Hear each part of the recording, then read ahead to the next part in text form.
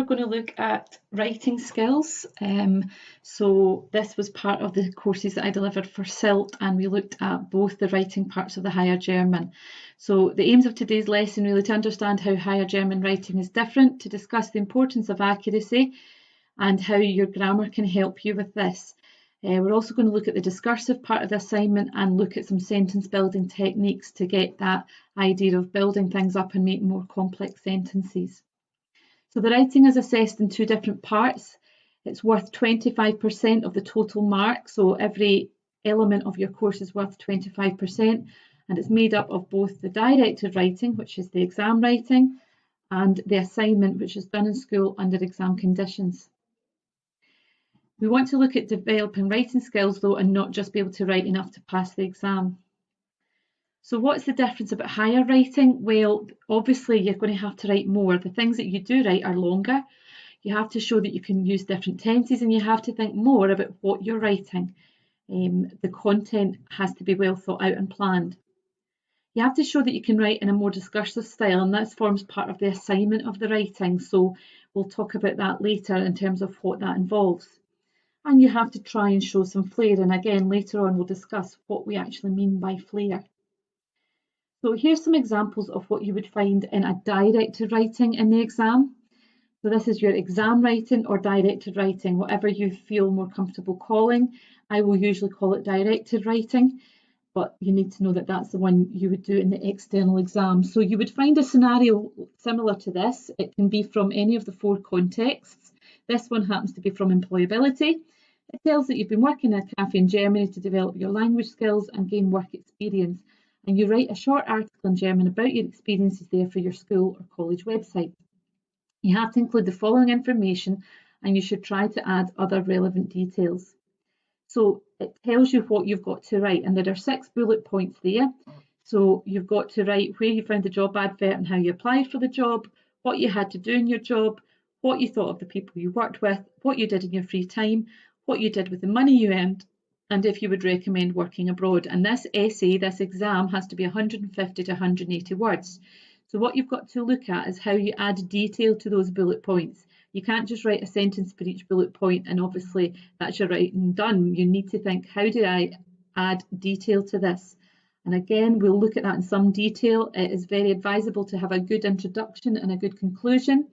There is lots that can be prepared beforehand, but if you have your grammar right, if you know your tenses well, you have a dictionary with you to check spelling, so I would concentrate on the grammar with this one and be really confident in how you use tenses and different forms of tenses as well.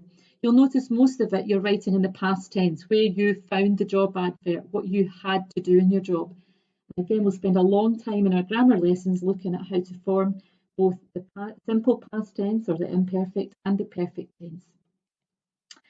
Here's another wee scenario just to give you a better idea of what's involved here. You've got culture this time. You've just returned from a month-long exchange visit to your German partner, and you write an article in German. And again, it gives you 6 bullet points, all mainly in the past tense, apart from the last one, which tends to be either future or conditional. So what you will do or what you would do. Okay. You must include all bullet points. There must be something written in all bullet points. You don't leave any out because you can be penalised for that.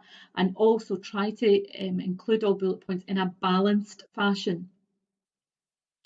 So accuracy, it doesn't matter what piece of writing you're doing or what level you're working at. You have to aim to make as few mistakes as possible. You will not be, it's not that you get marked down for every mistake you make, but it's the overall impression that you give to the person marking your piece of writing. So try to avoid systematic mistakes and use a checklist to help. I'm going to give you an example of a checklist later on, but are my verbs correct? Do my adjectives agree? Am I sure I have genders correct? Okay, and there's a whole lot of other things that we'll look at, and I'll give you a wee mnemonic to help you remember the things you should be looking out for when you're doing any kind of work that's written work. So here is the mnemonic. I'm just going to move my face out the way. Okay, and you'll notice that there's quite a lot under each heading. So S for spelling, but spelling in German specifically means things like accents, capital letters, looking out for those big compound nouns that are all lots of nouns put together. But so big words, words that have two S's, one N, all that kind of stuff. And of course, the good old EI-EIO problem that we have in German. So watching out, if you know you've got a problem and get them mixed up a lot, then think about that when you're doing a piece of writing to check it. Punctuation-wise, we want full stops, question marks, commas. Adjectives, well, in German, you've got to think about the correct adjective endings. You've also got to think about case endings. And then grammar, which is pretty general at the end there, but it covers quite a lot of things. So we're looking that you get your cases right. Gender, word order. Word order is a biggie in German, so we've really got to think about that. Verb endings and tenses. So a wee activity for you. You can pause the video to do this really, really quickly. Where are the mistakes in those sentences? And it covers all the things that are in the SPAG mnemonic that I've given you. So we're looking for spelling errors, we're looking for punctuation errors, we're looking for adjective errors, we might be looking for general grammar errors, which could include a whole lot of things, word order, case endings, etc. So pause the video, give yourself a couple of minutes to do that wee exercise, okay?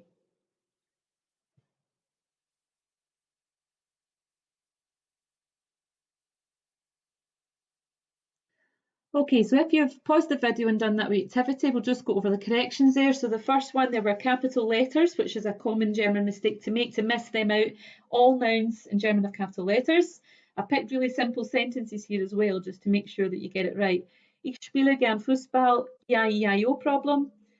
Okay, so they were round the wrong way. Es gibt einen großen Park, so that's an adjective endings issue. And then Nummer 4, ich verstehe mich gut mit meinem Vater, that's a case ending, so we'll look at cases in detail throughout the year. And in meiner Freizeit lese ich gern Bücher. That was both a comma, so a punctuation error, and a word order. After a phrase like in meiner Freizeit, it's what we call an adverbial phrase, and you never use a comma in German after those, you simply put the verb next. So you invert the verb and subject. So rather than ich lese, it's lese ich. Okay, so that shouldn't have caused you too much bother, hopefully. This one might take you much longer. So again, pause the video. And this is a much longer text for you to make the mistake. So you are the teacher in this essence. And what I want you to do is stop the video and give yourself a good 5 to 10 minutes to try and find all the mistakes. I think there are up to 17 mistakes in this, okay?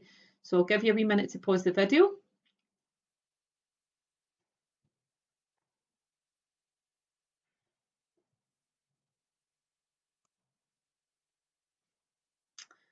Okay, so hopefully you've paused the video, you've found at least 10 mistakes. So what I'm going to do is just show you where those were now. Okay, so ich heiße Kieran. So again, I'll move my wee face out the road. Ich heiße Kieran, okay, and that tells you that heiße was spelled incorrectly, okay. Und ich bin 17 Jahre alt. You can look back and see what the mistake was. I think it was a capital letter on Yara, which we just check. And yes, it was an EI-EIO problem. Im Moment wohne ich, so again, if you look at that, im Moment ich wohne, it should be im Moment wohne ich, plus a spelling error on wohne. In Airdrie in Central Shortland, that's a mistake. We've put, you needed to add the H there for Shortland. Airdrie is eine große Stadt, so I think that is a gender, yeah, that's an adjective ending. So eine große Stadt, because Stadt is feminine.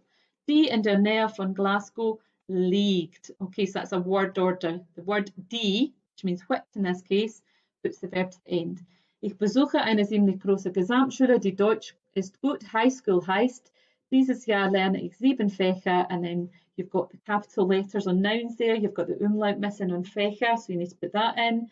You've got Gesamtschule, that would be a spelling error. Besuche was a verb ending error, okay, and so on and so on. So I'll let you have a wee look yourself at where the mistakes were, and I want you to think why, the ones that I haven't talked about, why they were mistakes. Okay, so moving on from that, and I want us to look at the discursive style of writing. So this comes into when you're doing your writing assignment. So the writing assignment is the one that you will do in class under exam conditions, and you will have practiced lots, the vocabulary that you'll be using in there, but it's the style I want to think about. At National 5 level, everything you do tends to be about you, okay, about what you have done and seen, about what you like and dislike, your opinions, and you use a lot of personal language. A discursive style It's about the issue itself, it's about the topic you're writing about, and it's about what people's attitudes are, what the public say, what people think, okay? And also giving reasons for why, so maybe having statistical evidence for something, or half of people blah, blah, blah. Okay, so you use more formal language in the discursive style, so it's very important to keep that in mind as we're preparing for the writing assignment. So I've got some examples here of language, the difference. So in personal, ich denke das, but if you're using discursive, you take the ich out of it and say, people think that. So man denkt das. Okay. Meiner Meinung nach, in my opinion, change it to discursive style. Viele Leute sind der Meinung das. So lots of people are of the opinion that. Ich würde sagen das becomes man sagt das. So I would say that. Man sagt das. People say that. Ich glaube das. Es wird geglaubt das. So I believe that. It is believed that. So you're totally changing the style of your writing in this. And it's important that we get used to using these types of phrases, the discursive column, and pepper our essays with those. So how do we go about going from those really simple sentences that we started off with way back at the beginning of our German learning to writing higher level complex sentences? So there's just a brick wall there with lots of different bricks that you would put together to make those long sentences. We've got tenses, connectives, verbs, pronouns, word order, adjectives, adverbs. Okay, so we've got to be thinking about these and using them and applying everything we've done so far and adding even to that. So what does flair look like? How do we get to that stage where we're showing flair, which is the difference really between a full marks essay and a good essay? So flair looks like this. So you start with your brick, which is tennis. You make a sentence, ich spiele Tennis, and that gives you your house. Wo, where do you play tennis? Ich spiele Tennis in einem Club an meiner Schule. So we've got a detailed description of the where. Mit wem, who with?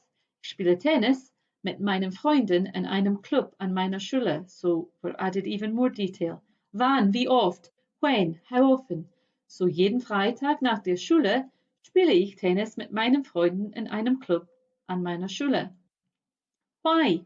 Jeden Freitag nach der Schule spiele ich Tennis mit meinen Freunden in einem Club an meiner Schule, weil es mir hilft, in Form zu bleiben. So we've got a reason, because it helps me to stay fit. So as you can see, our house is getting bigger and bigger. We're heading towards a mansion here. And your discursive style, how do we add that to it? So jeden Freitag nach der Schule spiele ich Tennis mit meinen Freunden in einem Club an meiner Schule, weil es mir hilft, in Form zu bleiben und weil man sagt, dass es gut für die Gesundheit ist, because people say that it's good for your health. Okay, so you can see the difference there in style. You can see how we've gone from one word to a massive, almost paragraph, but actually it's just one sentence. And that's how you get flair. Okay, so that was just a summary. I'm sure you've got questions after that as well. And when we are doing the live lesson, then obviously you'll be able to ask me those questions or post those questions on the team if you have questions regarding what is that you've just listened to in this lesson.